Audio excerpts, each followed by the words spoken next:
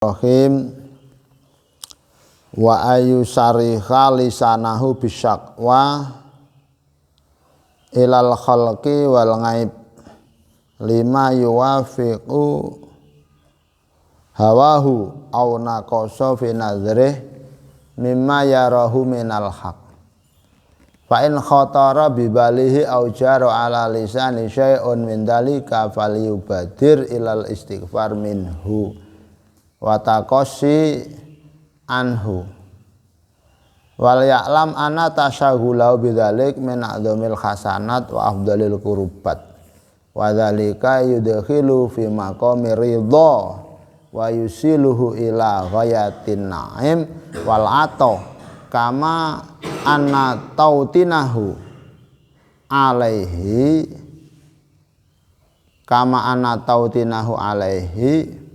wa tahawunahu bihi min a'dhamil khataya wa akbari dzunub wa yu'dihi dzalika ila tasahutil aqdar wal wuqu' fi tarokatin nar naudzubillah min dalik.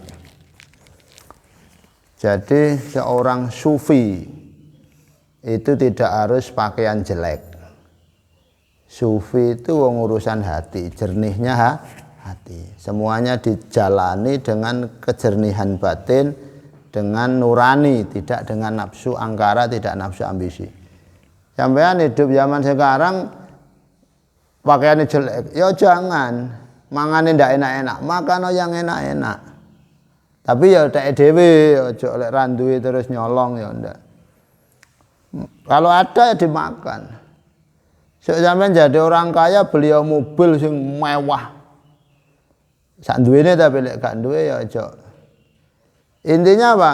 Semuanya dijalani dengan nurani, dengan hati, dengan jiwa. Di sufi itu.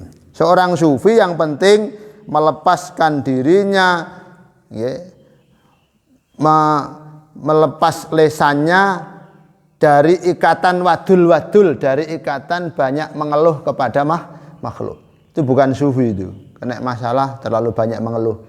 Berarti dia melaporkan Allah kepada makhluk. Dia mencaci maki Allah kepada makhluk. Dia tidak sadar itu adalah kelembutan Allah kepadanya. Dia diuji. Sebenarnya ujian itu adalah ibarat patokan, tek, tek, tek, supaya dia telah tertancap, lebih menancap untuk nanti kuat menyongsong dibebani nikmat yang berat. Dia diuji, sebenarnya dipanggil oleh Allah karena ujiannya. Karena kalau tidak dengan ujian, kadang orang lupa Allah. Sufi itu tidak boleh. Jadi lesanya ditahan untuk wadul-wadul mengeluh kepada makhluk. Terus selalu mencaci apa yang mencocoki nafsunya. Itu sufi. Nafsu kok dicocoki, pengen jelek-jelek, karakter jeleknya, hal-hal yang dia sadar, oh ini kejelekan, ini tidak baik, selalu dicaci. Apa kami dia jelek? Karena kalau orang sudah melirik nafsu, berarti dia tidak melirik nurani. Kadang maksiat dilakukan, kadang kejelekan dia terjang. Jangankan jelek maksiat, hal yang tidak penting, hal yang tidak manfaat, hura-hura, tidak ada guna. Itu kalau orang yang memaknai hati dengan sufi jernih, dia tinggalkan. Karena lebih memilih nafsu itu berarti dia sudah menjauhi nurani yang muaranya kepada petunjuk Allah. Pokoknya baik dan jelek, baik dan jelek, baik dan jelek. Bahkan tidak dosa. Tapi harus tetap selektif mana yang lebih baik. Mana yang lebih baik. Tapi ya dulin-dulin ya tidak masalah. Jangan terus paksa, tidak jelek. Seandainya seminggu pisan kau makan enak, tidak jelek. Terus sama keluarga solek di bojo, ayo nang Malang, kota ayo. Matos. Ayo nang ndi kono. Mbek bojo anak sekali-kali. Jadi terus mencaci apa yang menjadi kecondongan nafsunya, karena dia harus sadar nafsu pasti mengajak yang tidak baik, nafsu pasti mengingkari nurani. Padahal nurani itu adalah jiwa bersih kita yang bermuara kepada petunjuk Allah. Kalau masih senang nuruti karakter-karakter kebiasaan yang tidak manfaat, berarti dia masih budak nafsu, hamba nafsu. Ternyata kita belum hambanya Allah. Bahkan seorang wali, siapa yang jenenge? Siapa jenenge? Ya kowe iki lho. Habibi, Nabi. Seorang wali itu membuat batasan untuk menjadi wali, memalukan betul. Maksudnya barometernya sangat jelek. Kan nek kepengin dadi wali kudu iso nerokne karakter baiknya 3 hewan. Pertama keledai. Loh, masa jadi wali kayak keledai? Karakternya apa keledai itu? Walaupun badannya kecil, ditumpui sama juraganya, dia tidak pernah mengeluh sama sekali. Jalani. Nanti kan dia sadar juraganya ini tidak akan membebani kecuali semampunya. Dia sadar juraganya tidak akan membebani kecuali semampunya. Dia tidak mengeluh. Ini sudah menurut kadar juraganku. Berarti ini sudah menurut terbaik dari juragan. Kita diberikan oleh Allah apapun cobaan, masalah, ujian, bertubi-tubi, tidak mengeluh. Allah lebih tahu, Allah lebih pas. Kedua, harus tidak lebih jelek dari babi. Tidak lebih jelek dari babi. Kenapa? Babi itu hanya najis lahirnya. Tapi kalau manusia sudah menjadi budak nafsu, yang najis batinnya. Yang najis batinnya. Sak najis, sak najisnya babi.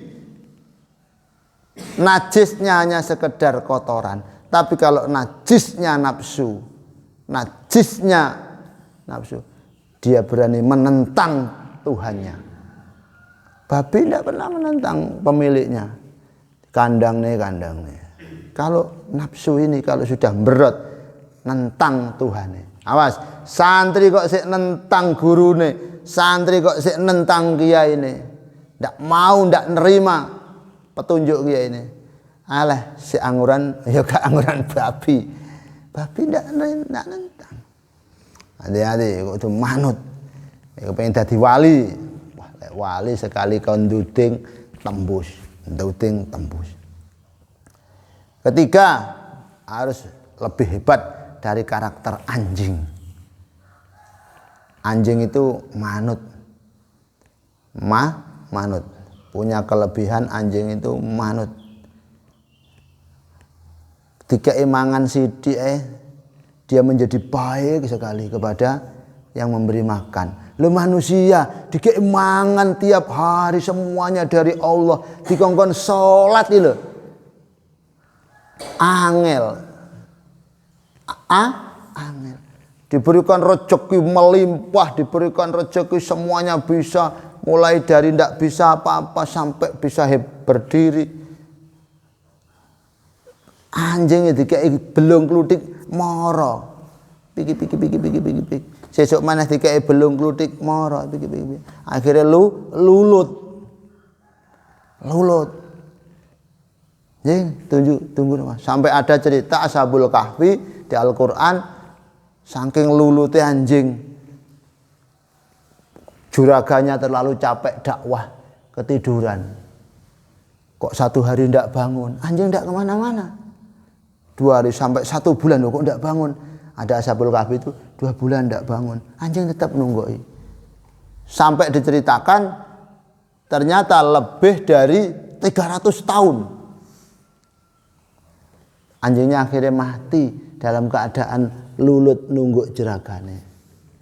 Manusia diberikan rezeki, kekayaan, kesehatan, semuanya makan ndak pernah kurang, jabatan tinggi. Kongkon salat moro, kadang enggak moro, koyo ngono. Gak malu sama anjing ngono. Tapi soalnya nang pengajian nang pentas aja ngomong ngono. Manusia yang ndak salat itu ndak punya malu, dia lebih jelek daripada anjing. Walah. Paling sampean didukne. Mun. Kiai opo kowe? Mun jota sih. Masa wong dianjing-anjing. Lelek ngaji ngene iku ya kendel. Ngene ana sing ngrungokne. Akhirnya Ashabul Kahfi itu tahu loh. Pas bangun, itu mukjizat. Maksudnya sudah keramat dari Allah. Pas bangun, dia ada yang lapar. Kok lapar ya? Aduh, berangkat sampean beli makanan. Beli makanan itu Ashabul Kahfi ya daerah situ. Ternyata apa? Uangnya ini buat beli nasi loh. Ini uang apa ini, Pak? Uang mana ini? Loh, uang sini, saya orang sini. Nggak ada, Pak. Sana lagi. Uang mana ini, Ustaz? Harus gini. Loh, uang sini, loh, nggak ada. Akhirnya ada orang tua pernah dengar dulu mata uangnya itu memang itu. Jadi dia tidak sadar sama Allah ditidurkan 300 tahun lebih. Anjingnya habis belungi. Ternyata ketemu anjingnya sudah tidur telungkup mati, tinggal tulang-tulang kecilnya, tulang besarnya. Kalah ke nafsu lek kepengin dadi wali ya. Siapa iki jadi aja nih. Pengen dadi wali kalahnya nafsu di pengen mulai gak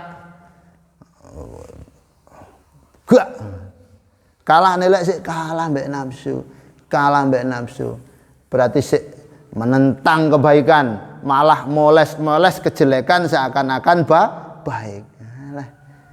Kalah mbek keledai iku barang obet diangkat terus sampean gur nang pondok seneng-seneng mbek koncone koyo cuk apa ndak kuat saya ndak kuat apa ada apa enggak nggawa apa kepengin dadi wali kalahkan, kita harus mengalahkan lebih baik daripada karakter keledai, sabar kuat ndak pernah mengeluh.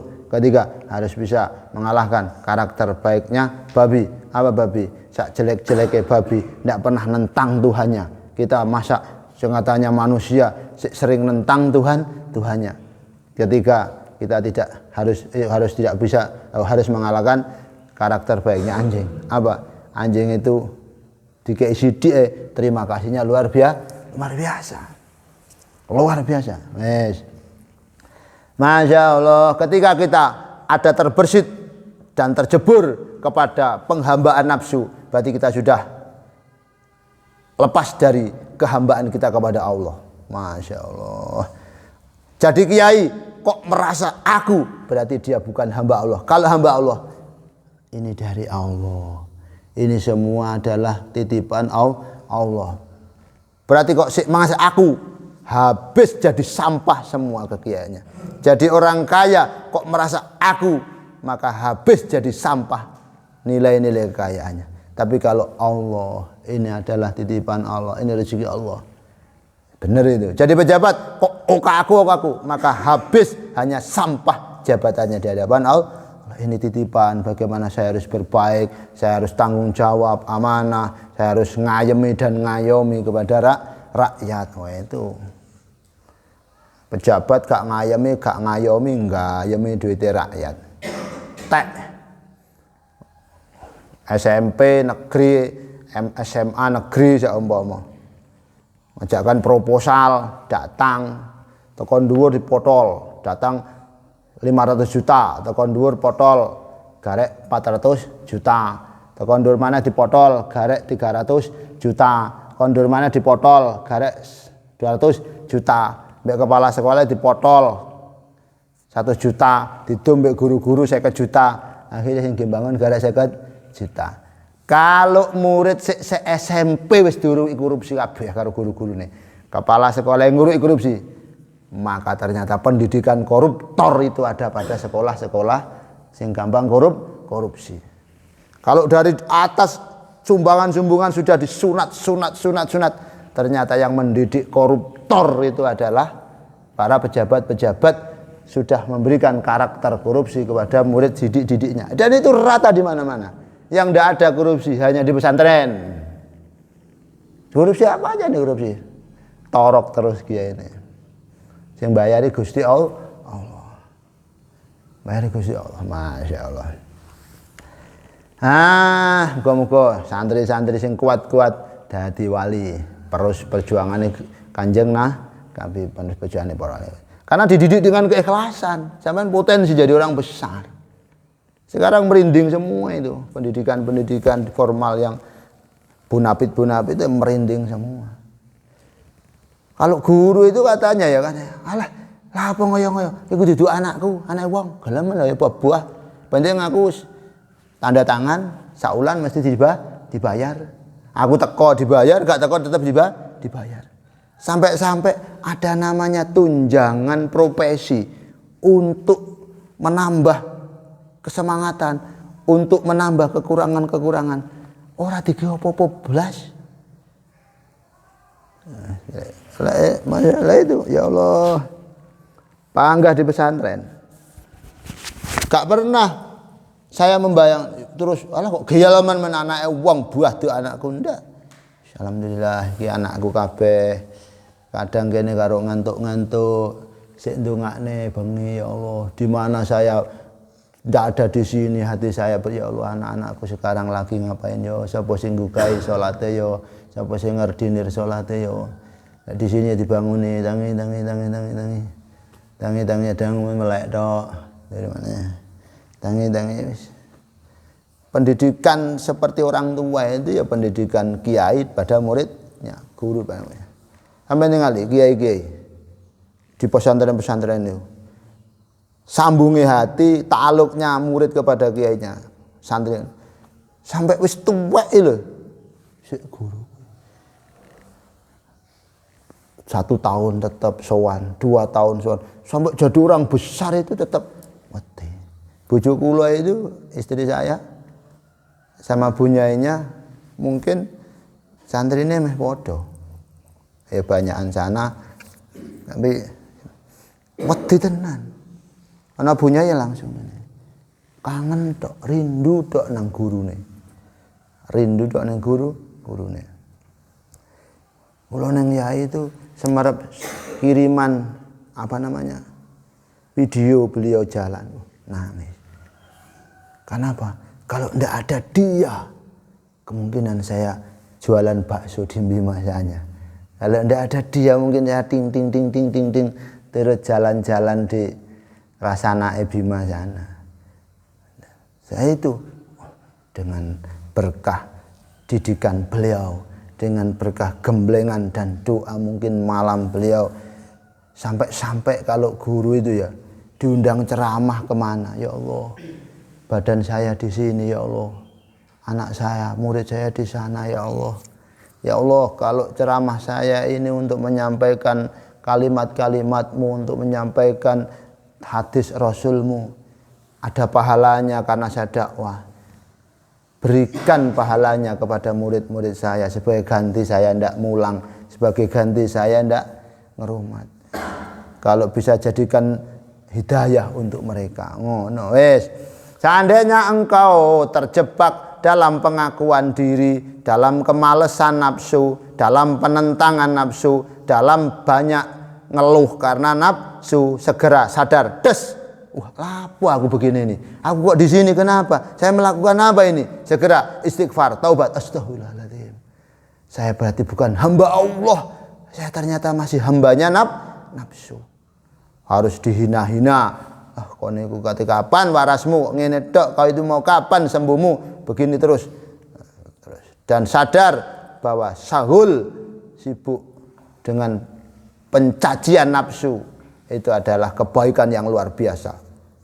Lebih baik selektif terhadap nafsu itu lebih baik daripada sholat sunnah. Kenapa? Selektif terhadap nafsu adalah penghambaan jiwa yang sejati kepada Tuhan. Pada Tuhan. Dan Masya Allah. Kenapa? Orang yang sadar kepada Allah, loro, tidak mengeluh, ternyata lebih baik daripada orang sholat sunnah. Cobaan, tidak mengeluh, gak ada duit, gak mengeluh, sakit, tidak mengeluh, itu lebih baik daripada sholat sunnah. Kenapa?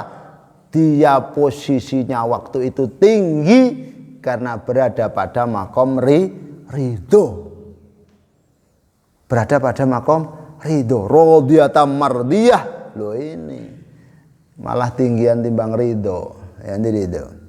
Ini yang sulitnya di sini, makom ridho ini. Makom ridho. Salat sunnah kadang kita jauh dari Allah. Tapi kalau kita tidak mengeluh, kita manut, kita malu kepada Allah karena diberi malu dengan sepanjang tadi, kalah mbek babi, kalah mbek anjing, kalah mbek keledai tadi, terus itu kita berada pada makom yang dekat dengan Allah, yakni makom ridho yang menyampaikan kita kepada ghayatun naim, puncak daripada kenikmatan, yakni kelak bisa bersanding ning donya wis iso sanding mbek Gusti Allah, nang akhirat jelas nang swargane Gusti Allah. Amin ya rabbal.